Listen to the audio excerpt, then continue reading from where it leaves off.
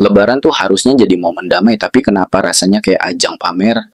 Feed penuh sama orang flexing outfit baru sampai staycation di hotel mewah. Scroll medsos dikit, tiba-tiba dompet gatel pengen ikut-ikutan. Tapi beneran happy atau cuma takut ketinggalan tren? Kenapa Lebaran jadi ajang flexing? Dulu, Lebaran tuh soal ketupat, silaturahmi, dan amplop THR yang lebih sering kosong daripada isinya. Tapi sekarang, Lebaran jadi ajang adu eksistensi. Kenapa bisa gitu? Simple, media sosial plus budaya pamer. Baju Lebaran yang dulu cukup satu set baru dari pasar, sekarang udah kayak seleksi outfit buat red carpet. Harus trendy, harus unik, harus beda dari yang lain. Jangan sampai ketemu sepupu jauh terus ternyata kembaran baju, bisa malu seumur hidup. Makanya dari jauh-jauh hari orang udah mulai cari outfit yang eksklusif.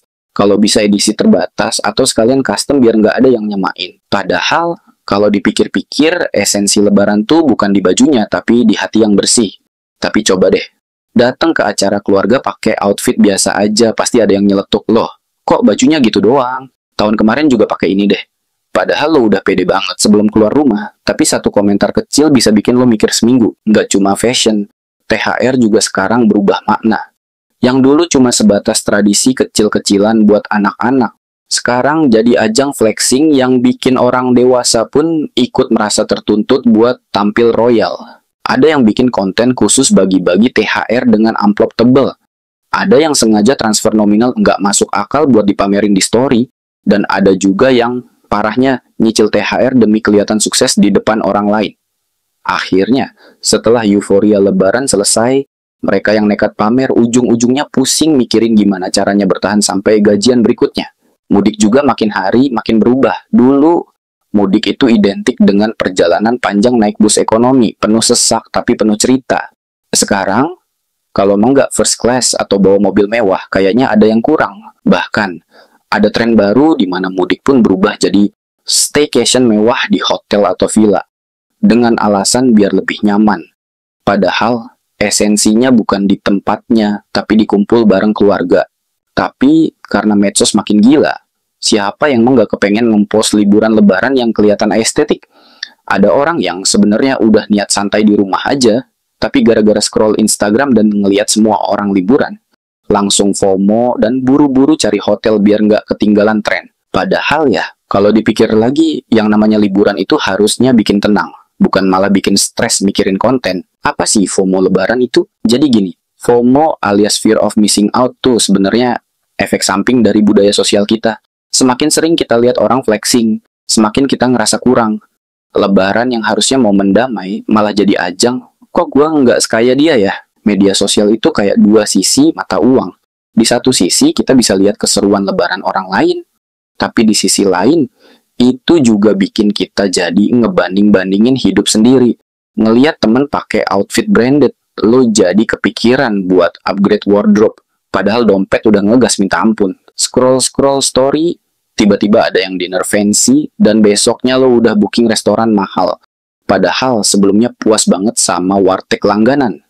Dan masalahnya, kita nggak sadar kalau yang kita lihat di medsos itu bukan realita utuh, tapi versi terbaik dari hidup orang lain. Ekspektasi tinggi juga jadi salah satu pemicu utama FOMO Lebaran.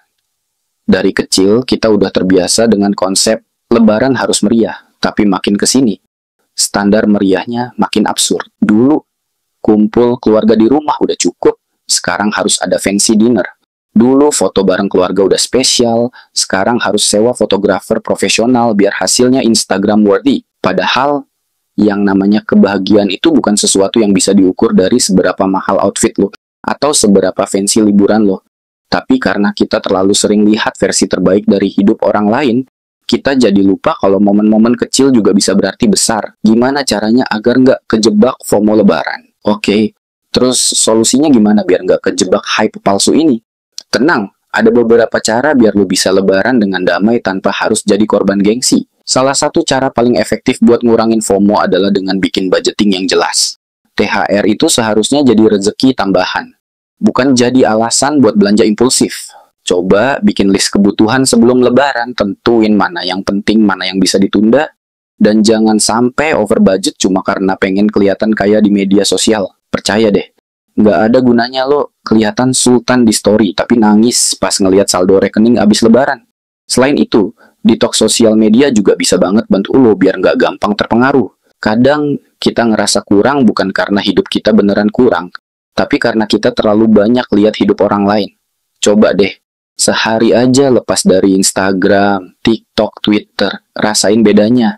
Lo bakal sadar kalau banyak hal yang sebenarnya nggak perlu lo pikirin, tapi jadi beban gara-gara kebanyakan scrolling.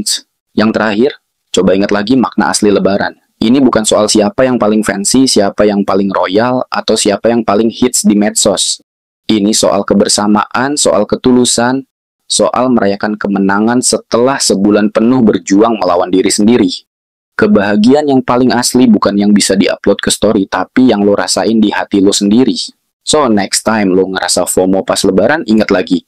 Apa yang lo kejar beneran bikin lo happy atau cuma bikin lo kelihatan keren di mata orang lain? Jangan sampai THR habis, dompet tipis, mental kena, dan ujung-ujungnya lebaran malah jadi beban. Coba komen di bawah, lo lebih milih lebaran santai atau lebaran gengsi?